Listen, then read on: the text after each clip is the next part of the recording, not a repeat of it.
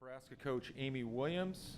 Coach, if you'd like to make an opening statement, and then we'll take questions. Yeah, first I'd just like to start this evening by saying congrats to Coach Hoiberg and his team for getting a win on the road at Penn State with the circumstances they're going through. So that was awesome to see.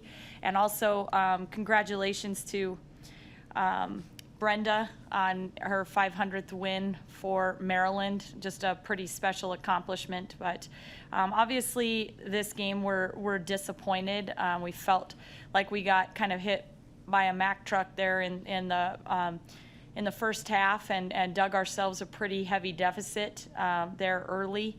But I think our kids dug in once we got used to the pace that they were playing at and the physicality of the ball game. Then we adjusted. We continued to fight and scratch, made a couple of good runs of our own. I think that 73 points and 21 assists and 12 turnovers is something that we can be proud of. But once again, I feel a little bit like a broken record. The last few ball games, we feel like, our point total needs to be enough for us to win games. And just defensively, our transition defense is not where we need it to be able to win games in this type of a tough stretch of the Big Ten play.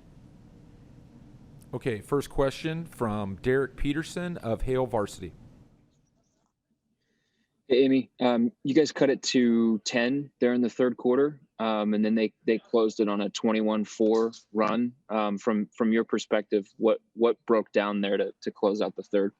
Yeah, I think we gave up some crucial offensive rebounds and kickouts, and they got some second chance points in that stretch, and also just really transition defense once again. And they got some open looks, hit some threes.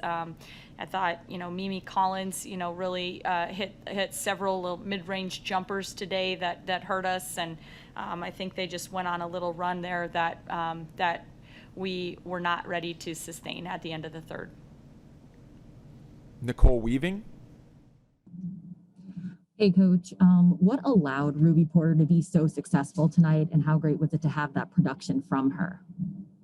Yeah, it's fantastic to get that production out of Ruby. I'm proud of how aggressive she played offensively, and I thought that she's been having good practices. She's been putting in a lot of work.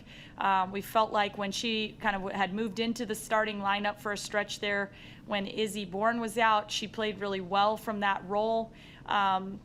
And so it was good to see her come out again tonight and be aggressive-minded. I think she's a very high IQ basketball player that understands where opportunities are going to come from. And I thought she did a really good job today of not being sped up and just kind of playing at a consistent pace, looking for the things that we knew would be open against Maryland's defense, and it allowed her to really have some success. Brent Wagner, Lincoln Journal-Star. Yep, Maryland has started the game like that against other teams. What's tough about them to be ready to defend from the start of a game? Yeah, I think what's just unique is that in their transition, they get out and put a lot of pressure on you, and there's really not a lot of predictability.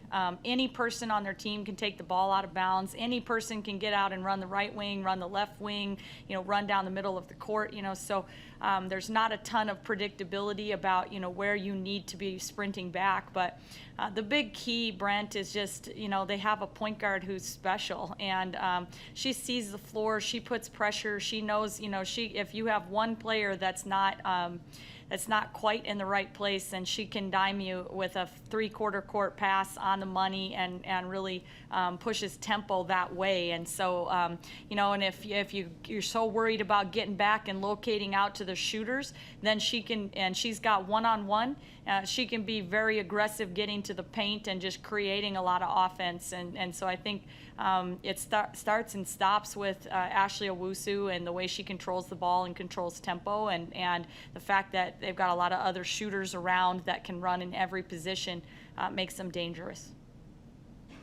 Abby Barmore, Omaha World Herald. Hey, Coach. Kendall Cooley was able to play 10 minutes tonight. What did you think of her performance? Yeah, I thought Kendall just is starting to get more and more comfortable with, with where she's supposed to be and what she's supposed to do, and that's allowing her just to play a little bit more aggressive. I thought she did some things, went after some rebounds, went after some deflections and tips, and had a really nice assist there, kind of looking into the post, and we're starting to kind of get a feel for what she's. Kendall being able to play like herself, and not having to think so much and just play basketball. Coach, talk about Izzy Bourne's performance tonight. She had really solid numbers with a double-double and also 5 assists. Also really made some nice moves down low to get scores on some tough baskets. Can you talk about her effort? Yeah, I mean, people are going to look at it and they're going to say, yeah, double-double from Izzy, which is huge. I mean, we needed that production. We talked about really needing balanced scoring. She had 17 points and 10 rebounds, 5 assists, but I think the really impressive thing with Ruby and Izzy is no turnovers at all for either one of those two tonight. And so, that's pretty good effort, I think, from Izzy.